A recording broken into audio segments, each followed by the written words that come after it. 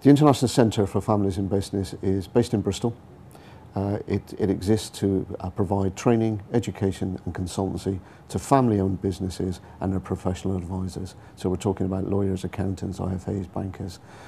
And our consultancy work is generally around transition, it's around change, it's about moving from one generation to the next in terms of either management and or ownership succession. The biggest issue across all of our family business clients, I say, well, probably 90% of our family business clients at the moment is this whole issue of succession.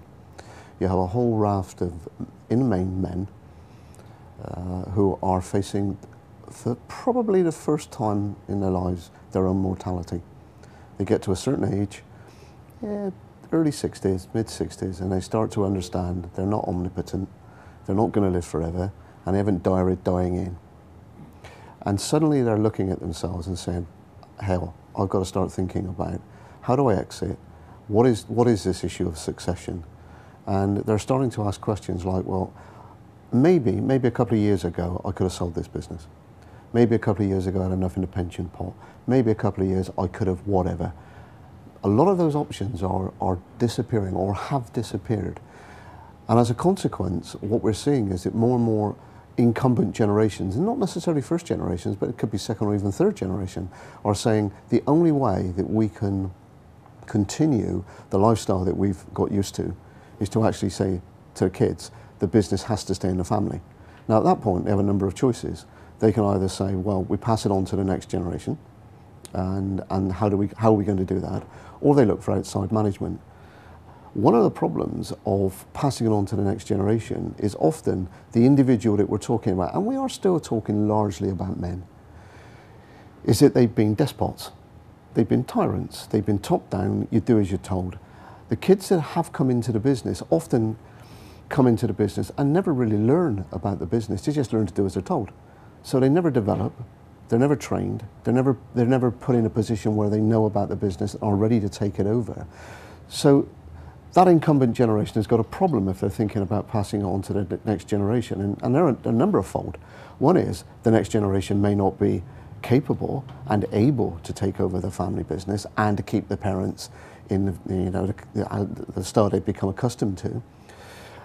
They're also, the kids are beginning to say, well, hang on, even if we do take the business over, does that mean this business now has to produce not only enough income for us, and they're probably taking that business over at an age where their financial needs are going up. They could be getting married, they might have families of their own, so their financial needs are on the up. And now they've got one, two parents maybe that are also looking down the future and saying, well, we're going to have to look after them as well. So the business has to be probably more successful than it was previously because it might have more mouths to feed.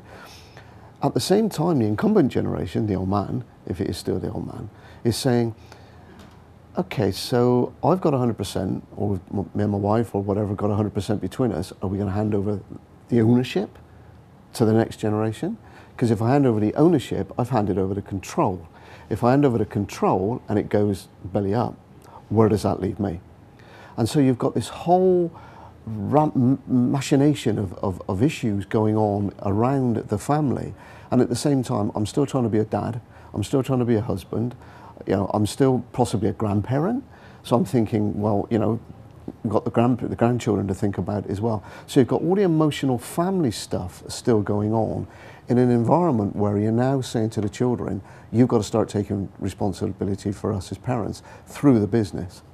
And the kids are saying, well, hang on a minute, if we're going to take this business over, yes, we're going to get rewarded by its salary, bonus, pension, cars, whatever, but actually we're interested in ownership as well. So we want to feel that we've got some control here. We want to feel as though we've got some reward in terms of ownership. Because one of the things that happens is expectations don't get talked about. Those sort of expectations, well, what expectations do you have of ownership going forward? And what expectations do the parents have of handing this ownership over? What happens if they've got kids who aren't working in the business?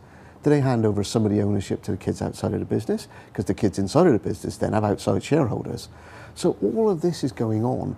So what we're finding more and more and more is that families are asking us to find outside help.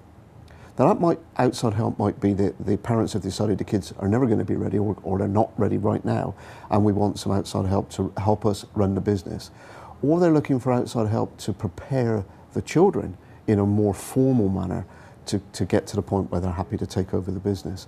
So the sorts of services that we're talking to Secantor about is, have you got good people? Well, we know you've got good people. So where can we fit those good people into the families that are asking us for that non-executive directorial help? And it isn't necessarily just financial. It is actually about people who have rounded skills, rounded experience, not necessarily just to deal with the finance, but to deal with the issues of transition and support, mentoring, coaching, who have this much wider business experience to help this transition process. And I think it's going to be a real issue. There's more and more and more people coming up in that age bracket with that particular issue. And it's not just men, it's going to be women as well. But we're seeing primarily men at the moment coming through that.